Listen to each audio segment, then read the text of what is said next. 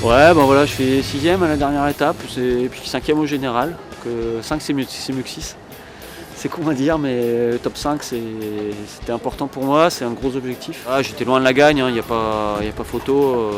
On a un très très beau podium devant, mais je me suis vraiment arraché pour cette 5e place, donc je suis hyper satisfait de ça.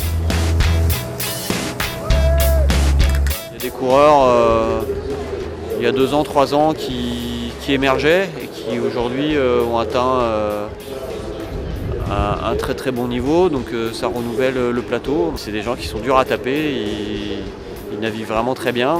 On vient se frotter à ces gaillards-là et c'est pas évident.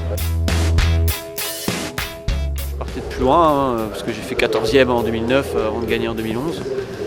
Là je fais 5e pour un retour, donc c'est-à-dire que j'ai quand même pas trop perdu la main. Et il y a évidemment pas mal de détails à travailler, notamment pas être suiveur sur la stratégie, mais ça va avec le fait d'aller un petit peu plus vite sur l'eau, d'être un peu plus rassuré sur la vitesse de mon bateau.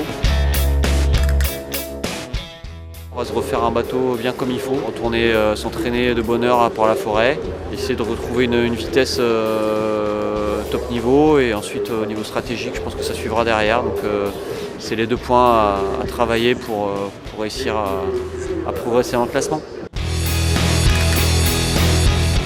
On sort quand même de cette solitaire vraiment usée. Là il y a un volet technique pour la préparation de la Jacques Vabre. C'est tout le team maître coq qui s'en occupe. C'est pas forcément complémentaire, c'est deux programmes l'un après l'autre. Après ça reste de la compétition à la voile de haut niveau. Et il vaut mieux faire ça que de rester dans son canapé chez soi. Et forcément c'est de l'acquis après pour les épreuves à suivre, quoi.